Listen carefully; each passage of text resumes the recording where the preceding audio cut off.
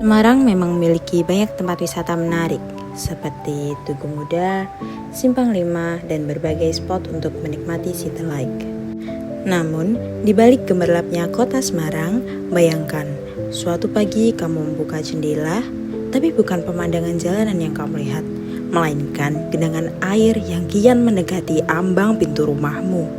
Bukan karena hujan semalaman, tapi karena laut yang pelan-pelan mencuri daratan. Di Semarang Utara, mimpi buruk itu bukan sekadar bayangan. Ia datang dalam diam, menyusup lewat retakan tanah, dan menjelma jadi air yang tak kunjung surut. Hari demi hari, garis pantai bergeser, bukan karena waktu, tapi karena bumi yang semakin panas dan laut yang terus meninggi. Di sana, warga tak lagi menghitung hari, mereka menghitung mundur daratan yang tersisa. Berdasarkan pernyataan BMKG Stasiun Meteorologi Maritim Tanjung Mas Semarang mencatat, naiknya muka air laut di perairan Semarang mencapai 5 hingga 10 cm tiap tahunnya. Kenaikan ini diperparah oleh curah hujan tinggi dan kecepatan angin yang mencapai 50 knot menyebabkan debit arus sungai yang menuju muara semakin tinggi.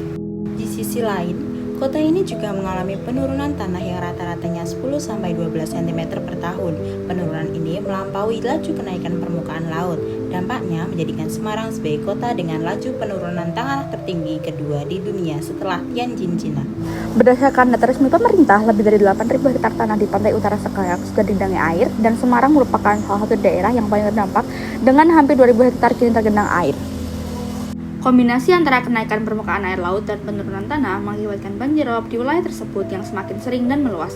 Di Kecamatan Semarang Utara, area yang terdampak banjirop mencapai 857,28 hektar atau sekitar 72% dari total luas wilayah tersebut. Bahkan, warga di kawasan pesisir seperti Tambak Lorok mengalami genangan air laut selama sekitar 80 hari dalam setahun. Nah, kira-kira faktor-faktor apa saja ya yang menyebabkan kenaikan muka air laut? Yuk kita simak. Yang pertama, ada jenis tanah aluvial yang rapuh dan tidak padat sehingga meningkatkan kerentanan terhadap penurunan tanah. Yang kedua, ada kompresi tanah alami akibat beban bangunan yang berat terutama di kawasan dataran aluvial atau rawa yang padat.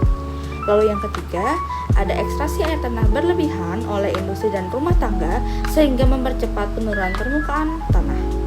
Yang keempat, ada kurangnya vegetasi dan ruang hijau termasuk hilangnya mangrove dan rawa pesisir sehingga melemahkan struktur tanah dan ekosistem penahan air laut. Yang kelima, ada perubahan iklim global seperti pencarian es di kutub yang mengakibatkan kenaikan muka air laut turut mendorong penurunan garis pantai. Nah, kira-kira dampak-dampak apa saja ya yang ditimbulkan dari kenaikan muka air laut? Yuk kita simak baik-baik. Yang pertama, ada dampak kesehatan yang bisa menjadi tempat perkembangbiakan DBD, infeksi kulit, dan juga penyakit seperti leptospirosis yang tentunya akan sangat merugikan bagi warga yang terdampak. Selain dampak kesehatan, banjirop juga membawa dampak sosial, yaitu aktivitas sehari-hari seperti ke sekolah atau bekerja juga akan terganggu karena akses jalan yang tergenang air. Dampak ekonomi dari banjirop juga sangat terasa di mana kawasan industri di pesisir Semarang mengalami kerugian yang besar akibat genangan air yang merusak fasilitas yang ada di industri tersebut. Tidak hanya itu, dampak lingkungan dari banjirop juga tidak kalah serius di mana kualitas tanah menurun karena tingginya kadar garam sehingga membuat tanah menjadi kurang subur untuk pertanian. Nah, kira-kira upaya pencegahannya apa saja ya? Di sini terdapat dua upaya yang dapat dilakukan, yaitu upaya fisik dan non-fisik. Untuk upaya adaptasi fisik sendiri, kita bisa membuat green belt mangrove di sekitar pesisir pantai, kemudian membangun pemecah arus, tembok laut, tanggul, dan konstruksi rumah panggung. Untuk upaya adaptasi fisik, kita bisa melakukan pembuatan peta rawan bencana atau kerentanan wilayah, serta melakukan penyuluhan informasi tentang perubahan iklim kepada publik dan masyarakat. Jadi, sampai kapan kita akan diam saat laut perlahan menelan daratan?